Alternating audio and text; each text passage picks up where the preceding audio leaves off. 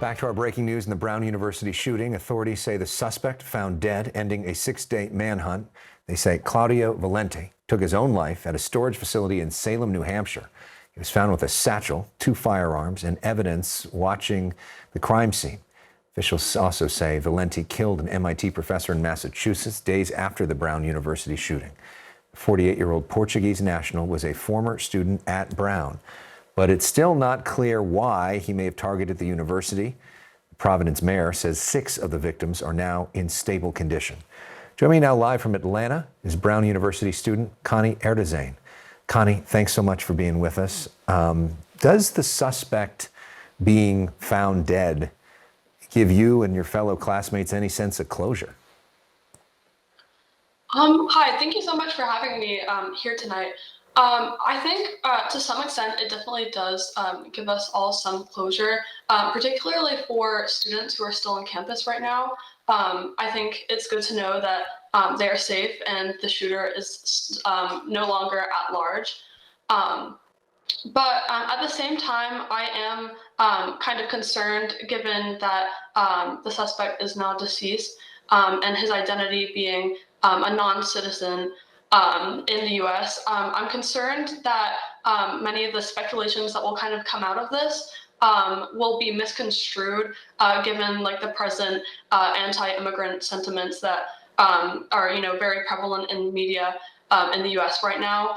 I'm concerned that this will do more harm than good to particularly international students at Brown right now, but also just the immigrant community in the US at large. We had a very lengthy press conference, in fact, 2 different press conferences tonight. What was your reaction when watching? I watched the initial press conference, and while I'm so grateful, as I bet many people in the Brown community are, for the efforts that have gone into the investigation, I'm also a little bit dissatisfied with the confidence around our safety after this tragedy. The governor referred to the shooting as these things happen, and that our safety was like kind of in good hands in Rhode Island, and I don't think that that's necessarily something that the Brown community needs to hear right now, or at least not the full picture of what's happening. Because I think people want preventative measures to be in place. People want action, and given that this shooting was one of the first, if not the first, school shootings in Rhode Island, I think we all just want to hear that the state is doing more to protect our security in the future and prevent such gun violence from arising. I know you were in class with at least a few of the victims of this. I know you yourself had to shelter in place for 8 hours. Can you describe what the shooting was like for you and what it's been like talking to your fellow classmates over the last few days? So I was in the sciences library at the time, as were many other students studying for their finals. And given that it was so close to the engineering building, there were some people who had come in from the building, and even I know someone who saw someone who was injured. So it was a very terrifying experience for all of us, and to hear everybody's experiences as we were all just in the basement, waiting to be evacuated and to hear any news. It was a very terrifying experience. And now, I can say for myself and many others in the Brown community, just now looking back, it's such a saddening experience and a tragedy that has occurred.